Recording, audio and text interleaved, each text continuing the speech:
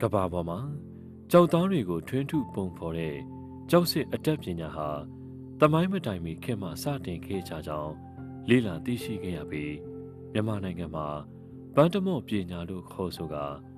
မြန်မာရိုးရာလက်မှုအတတ်ပညာပန်းစင်မျိုးတွေမှတစ်ခုဖြစ်ပါတယ်။ဗကံရှင်းအောင်ယဉ်ကျေးမှုနယ်မြေရှိမြစီတီကျောက်စာဟာမြန်မာနိုင်ငံမှာဗကံခေတ်ကလေးကပန်းတမော့ပညာတိုးတက်ထွန်းကားခဲ့ကြောင်းသက်သေထူပြနေတာဖြစ်ပြီးအခြားသောခေတ်အဆက်ဆက်မှပန်းတမော့လက်ရာများကိုလည်းနိုင်ငံအနှံ့အပြားမှာလေ့လာတွေ့ရှိနိုင်ပါတယ်။ပန်းတမော့ပညာကိုရှေးမြန်မာများရဲ့ယဉ်ကျေးမှုအမွေအနှစ်ဖြင့်လက်စစ်ကမ်းယူခဲ့ကြကထုစစ်ပုံဖော်မဲ့ကြောက်အချမ်းတုံးကိုစိုများစောင်းများနဲ့လက်ရိုက်ထုတ်များအသုံးပြုကာ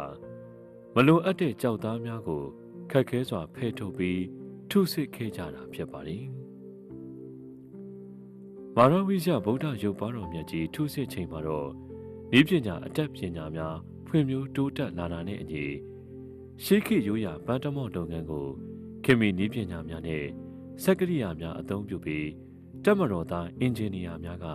ထုစစ်ခဲ့ကြခြင်းဖြစ်ပါတယ်။ Smiling Buddha ပြုံးရွှင်တော်မူသောမြတ်စွာဘုရားကိုရောမြတ်ကြီးမဟာဝိဇ္ဇယမန္တမယအောင်တော်မူတဲ့မဟာဝိဇ္ဇယစင်္နိတော်ကြီးဟာလွယ်ကူတဲ့အလုပ်မဟုတ်စင်္နိတော်ကြီးထုလို့ကြတဲ့ကိစ္စမလွယ်ဘူးတောက်ကြုံကြီးမားတယ်တောက်လုံးကြီးအစိတ်ပိုင်းနေများတယ်တောက်လုံးကြီးကိုသေရတဲ့ကိစ္စရေတံကုန်းတံနဲ့အလုံးဝေးသောအရာကသေခဲ့ကြတယ်ခက်ခဲတယ်ပင်ပန်းတယ်အဲ့ဒီခက်ခဲမှုပင်ပန်းမှုတွေမှာအတားအဆီးတွေဥပမာဘာနဲ့တူတယ်ဆိုရှင်ဘုရားအလောင်းတိဒတာတောထွက်ခံလောလောနဲ့ထွက်လိုက်ရတာမဟုတ်မြင်းခွာလေးဘက်ကိုဝိုင်းမာတဲ့နတ်တွေဘုရားလောင်းတောထွက်တော့ရှိသလိုပဲမြင်းစီးပြီးတော့တောထွက်တော်မူတဲ့မြတ်စွာဘုရားကိုမန္တကတားသလိုပဲတားစီးတဲ့မန္တကိုလည်းပဲလွန်တော်မူတယ်အောင်တော်မူတယ်အဲဒီတော့ဒီမဟာဝိဇ္ဇယစင်္နိတော်ကြီးထွက်ကြွတော်မူလာတဲ့ခရီးလမ်းတစ်လျှောက်လုံးမှာကိုရင်တဲ့နတ်များနဲ့တိုက်ဖြစ်တဲ့နတ်များဒီလိုနှမျိုးရှိလိုက်အဲ့ဒါတွေကိုအကုန်ကြော်ဖြတ်ပြီးတော့ဟိုးစည်ရင်ရွာကကြောက်တုံးကြီးဟာနေပြီးတော့ဒီလိုနဲ့ပဲရောက်ခဲ့ရ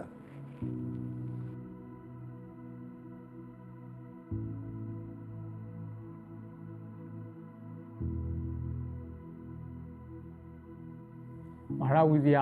ဗုဒ္ဓရုပ်ဝါတော်မြတ်ကြီးတည်ထားရမှာပထမဦးစွာကြောက်တုံးတော်ကြီးတွေကိုဘယ်လိုတည်မှာလဲဘယ်လိုတည်မှာလဲစဉ်းစားရပါတယ်ဗုဒ္ဓဥယျာဉ်တော်မြတ်ကြီးတည်ဆောက်ရမှာလေပဲပါဝင်မဲ့ဘုရားကျောင်းကံတိမ်စရက်အစရှိတဲ့သာသနိကအဆောက်အုံတွေကိုဘယ်လိုလင်းအောင်လုပ်မှာလဲဘယ်လိုအမှု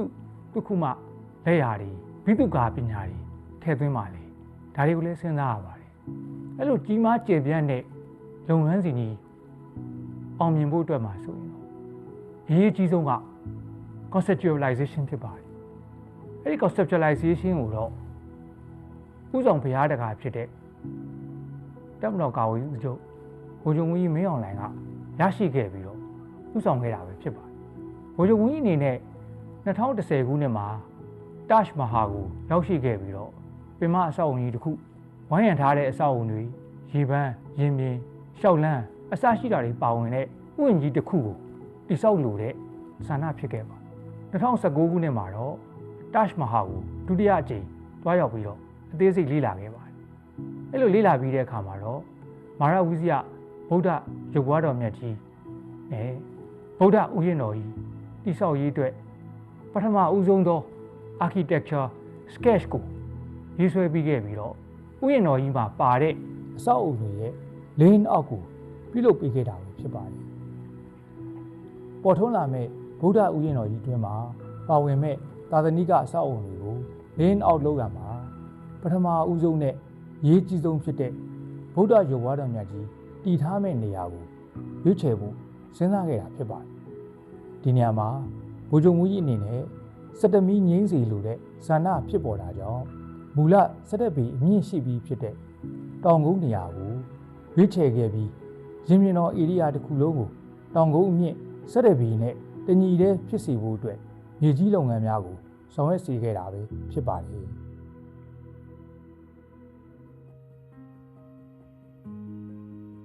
ကျွန်တော်တို့ကာကွယ်ရေးပစ္စည်းထုတ်လုပ်မှုတပ်ဖွဲ့အနေဖြင့်ရုပ်ပွားတော်မြတ်ကြီးထုစစ်နိုင်ရန်အတွက်ပထမဦးစွာလိုအပ်တဲ့လူနဲ့စက်ပစ္စည်းများကိုစတင်စုဖွဲ့ဆောင်ရွက်ခဲ့ပါတယ်။စတင်ထုစစ်နိုင်ရန်အတွက်လည်းနိုင်ငံတော်အကြီးအကဲကနမူနာရန်နာပုံခေတ်ရုပ်ပွားတော်တစုကိုပေးအပ်ခဲ့ပြီးထုစစ်မိဟန်ကိုလည်းမြန်မာတို့ရဲ့နောက်ဆုံးမင်းဆက်ရန်နာပုံခေတ်ဘူမိဖတ်တာမှုဒရာဟန်ဖြစ်ထုစစ်ရန်လမ်းညွှန်မှာကြားခဲ့ပါတယ်။လမ်းညွှန်မှာကြားချက်နဲ့အညီနမူနာရရှိတဲ့ရုပ်ပွားတော်တစုအား 3D scanning ပြုလုပ်ပြီးတော့မှဒီဇိုင်းစတင်ရေးဆွဲခဲ့ပါတယ်။ဒီဇိုင်းရေးဆွဲနေတဲ့ကာလအတွင်းမှာလည်းပညာရပ်ဆိုင်ရာတတ်သိကျွမ်းကျင်တဲ့ပညာရှင်များနဲ့လည်းအကြိမ်ကြိမ်တွားရောက်တွေ့ဆုံဆွေးနွေးပြီးတော့အကြံဉာဏ်များရယူကာလိုအပ်တဲ့ပြင်ဆင်မှုများလည်းဆောင်ရွက်ခဲ့ပါတယ်။မြန်မာမှုထုံးတမ်းစင်လာများနဲ့ကိုက်ညီစေရန်အတွက်မဟာဗုဒ္ဓဝင်ကျမ်းနဲ့ဇေတိယပကာသနီကျမ်းတို့မှာဖော်ပြပါရှိတဲ့ရုပ်ပွားတော်၏ဉာဏ်တော်အချိုးများဥကောင်းတော်လက်မောင်းတော်ရေအုပ်တော်တို့၏ဟန်ပန်နေထားနှင့်ချိုးစားများတည်ထားကိုးကွယ်သူဘုရားတိုင်ကအဆင့်လိုက်ရှိရမယ်ပလင်တော်ပုံသဏ္ဍာန်တို့ကိုလည်းစနစ်တကျရေးဆွဲခဲ့ပါတယ်။မူလပလင်တော်ရဲ့ပုံစံဟာထရာဘီဇီယန်ပုံသဏ္ဍာန်ကိုအခြေပြုရေးဆွဲထားတာဖြစ်ပါတယ်။ရန်နာပုံခိဟန်နဲ့ပို့ပြီးတော့လိုက်လျောညီထွေမှုရှိစေရန်နဲ့ပလင်တော်ရဲ့မျက်နှာပြင်ဧရိယာကိုပုံမူကျယ်ပြန့်လာစေဖို့အတွက်အီလစ်ပုံသဏ္ဍာန်အခြေပြုထားတဲ့ပုံစံကိုပြောင်းလဲရေးဆွဲခဲ့ကြပါတယ်။ဒါအပြင်မြတ်စွာဘုရားရှင်32ပါးသောလက္ခဏာတော်ကြီး80သောလက္ခဏာတော်ငယ်တို့နဲ့လည်းတင့်လျော်ကိုက်ညီအောင်အထူးအလေးထားဆောင်ရွက်ခဲ့ပါတယ်။ဗုဒ္ဓရုပ်ပွားတော်မြတ်ကြီးရဲ့ဒီဇိုင်းကိုအတည်ပြုရရှိချိန်မှာကျောက်တုံးတော်ကြီးများကိုထုစစ်ပုံဖော်မဲ့ CNC အလုပ်ရုံနဲ့ CNC ဆက်ဒီဇိုင်းများကိုဆက်လက်ရေးဆွဲခဲ့ကြပါလိမ့်။ CNC အလုပ်ရုံနဲ့ CNC ဆက်ဒီဇိုင်းများကိုရေးဆွဲတဲ့အခါမှာ63မိနစ်ရှိတဲ့ရုပ်ပွားတော်ကြီးရဲ့ဉာဏ်တော်နဲ့အလေးချိန်များကိုမူတည်ပြီးတွက်ချက်ရေးဆွဲခဲ့ကြပါလိမ့်။ CNC ဆက်များအတွက်ဒီဇိုင်းများတွက်ချက်ရေးဆွဲပြီးချိန်မှာထုတ်လုပ်ရမယ့် CNC ဆက်အစိပ်ပိုင်းများကိုကာကွယ်ရေးပစ္စည်းထုတ်လုပ်ရေးစက်ရုံများမှာဖြန့်ခွဲထုတ်လုပ်ခြင်းများနဲ့ဝယ်ယူရမယ့်စက်ပစ္စည်းများကိုဝယ်ယူခြင်းများဆောင်ရွက်ခဲ့ကြတဲ့ပြင်ရုပ်ပွားတော်ကြီးထုစစ်မဲ့စကြင်ကြောက်တုံးကြီးများကိုဘူမိဗေဒဆိုင်ရာစစ်ဆေးမှုများကိုလည်းဆောင်ရွက်ခဲ့ကြပါလိမ့်။အာရဝိဇ္ဇဗုဒ္ဓရုပ်ပွားတော်မြတ်ကြီးထုစစ်လုပ်ငန်းမှာဘူမိဗေဒလုပ်ငန်းဆောင်ရွက်မှုအနေဖြင့်ဗုဒ္ဓဥယျာဉ်တော်အတွင်းကိုရောက်ရှိပြီးတဲ့ရုပ်ပွားတော်နဲ့ပလင်တော်ထုစစ်မဲ့ကြောက်တုံးတော်ကြီးတွေကိုမျက်မြင်စစ်ဆေးခဲ့ပြီးကိုစားပြုကြောက်သားနမူနာတွေကောက်ယူခဲ့ပါတယ်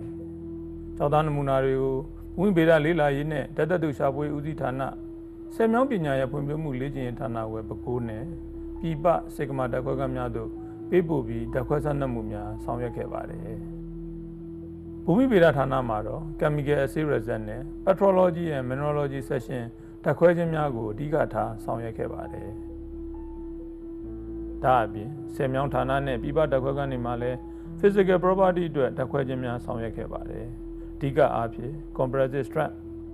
Tensile Strength နဲ့ Water Absorption တိုင်းတာခြင်းများကိုဆောင်ရွက်ခဲ့ပါတယ်။ဓာတ်ခွဲစမ်းသပ်မှုများအရဗုဒ္ဓရုပ်ပွားတော်ထုစစ်မဲ့စတင်ကြောက်တော်ကြီးဟာတန့်စင်မှုရှိပြီးအမျိုးအစားအယောင်ခွဲခြားသတ်မှတ်ချက်အရအဆင့် AB သတ်မှတ်နိုင်ခဲ့တဲ့အပြင်ပြင်းပြ Compressive Strength PSI မှာလည်းကောင်းမွန်မှုရှိကြောင်းလေ့လာတွေ့ရှိခဲ့ရပါတယ်။စကြင်ကြောက်တုံးကြီးများကိုဘူမိဗေဒဆိုင်ရာစစ်ဆေးမှုများပြုလုပ်ပြီးချိန်မှာရရှိလာတဲ့စစ်ဆေးချက်ရလဒ်များကိုမှတ်တမ်းတင်သိမ်းဆည်းထားခြင်းများနဲ့ဗုဒ္ဓရုပ်ပွားတော်ကြီးတည်ထောင်ကိုးကွယ်မဲ့နေရာမှာအောက်ခံဖောင်ဒေးရှင်းတည်ဆောက်ခြင်းများကိုတပြိုင်နက်လှုပ်ဆောင်ခဲ့ကြပါလိမ့်။မာရဝိဇ္ဇဗုဒ္ဓရုပ်ပွားတော်မြတ်ကြီးတည်ထားကိုးကွယ်ဖို့အတွက်သာသနာမြေနေရာကိုနေပြည်တော်ပြည်တော်စုနယ်မြေဒက္ခိဏသီရိမြို့နယ်နေပြည်တော်မြို့ပတ်လန်းနဲ့ရတနာမြင့်စုလန်းကြားတဲပြူကုန်းတော်မှာမြေ228ဧကကိုရွှေဖောင်ဒေးရှင်းကကနဦးလှူဒန်းခဲ့ပါတယ်။ထပ်တိုးမြေ28ဧကကိုတပ်မတော်က